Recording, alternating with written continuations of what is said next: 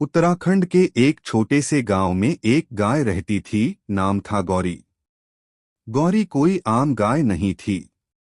वह पूरे गांव की लाडली थी, खासकर किसान रामदत्त की। रामदत्त ने उसे तब पाला था जब वह बछिया थी। दोनों में ऐसा गहरा रिश्ता था जैसे माँ और बच्चे में होता है। हर सुबह रामदत्त गौरी को प्यार से सहलाता, उसके लिए ताजा चारा लाता और खुद अपने हाथों से खिलाता। गौरी भी उसे पहचानती थी। जब भी वह खेत से लौटता, गौरी मुंह उठाकर हम्बा हम्बा करती हुई दौड़ पड़ती। यह रिश्ता गांव भर में मिसाल बन गया था। समय बीतता गया। गौरी एक बार मां बनी। उसका बछड़ा श्यामू बिल्कुल उसकी तरह गोरा चिट्टा और शांत स्वभाव का था। रामदत्त का परिवार श्यामू से भी बहुत प्रेम करता था। लेकिन धीरे धीरे गांव में हालात बदले। रामदत्त का बेटा नौकरी के लिए शहर चला गया, खेती में घाटा हुआ और खर्च बढ़ते गए। एक दिन रामदत्त को बहुत मजबूरी में एक कठिन फैसला लेना पड़ा। गौरी को बेचना होगा। रामदत्त की आंखों में आंसू थे, लेकिन पेट की आग और कर्ज की चुभन उसे मजबूर कर रही थी। वह गौरी को आखिरी बार सहलाया और शहर से आए एक व्यापारी को सौंप दिया। गौरी कुछ समझ न पाई। पहले तो वह चुप रही, लेकिन जब उसे ट्रक में जबरन चढ़ाया गया, तब उसकी आंखों से आंसू बहने लगे। गांव के लोगों की भी आंखें नम थीं, पर कोई कुछ नहीं कर सका। रामदत्त सिर झुकाए खड़ा रहा, गौरी की चीखें सुनता रहा। ट्रक के जाते ही उसका मन फूट फूट कर रो पड़ा।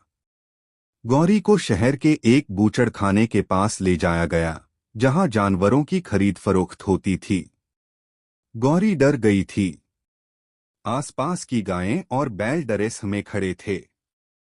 कुछ रो रहे थे, कुछ चुपचाप दीवारों को ताक रहे थे। लेकिन किस्मत ने उस दिन एक नया मोड़ लिया।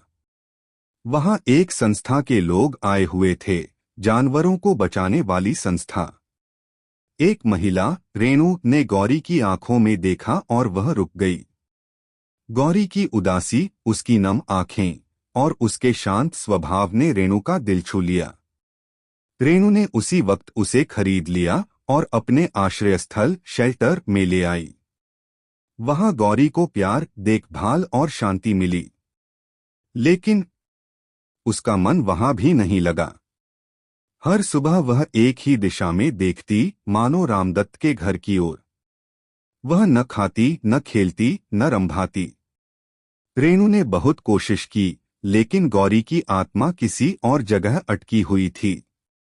एक दिन रेणु को ट्रांसपोर्ट दस्तावेजों से रामदत्त का पता मिल गया। उसने गांव जाकर रामदत्त से मुलाकात की।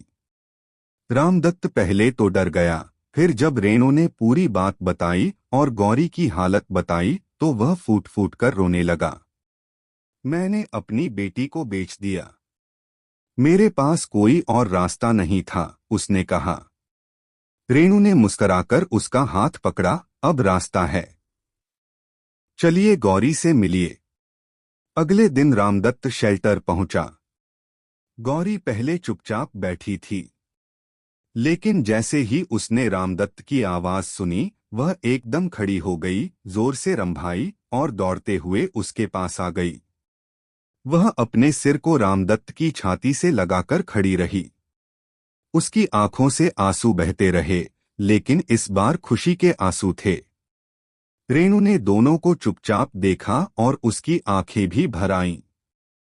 रामदत्त अब हर महीने गौरी से मिलने आता। रेणु की संस्था ने उसकी मदद भी की और साथ ही गौरी और श्यामू दोनों को एक ही शेल्टर में रखा। अब गौरी अकेली नहीं थी और न ही रामदत्त। सीख, जानवर सिर्फ मूक प्राणी नहीं होते, उनके पास भी दिल होता है, भावना होती है। वे भी अपनापन, प्यार और जुदाई महसूस करते हैं।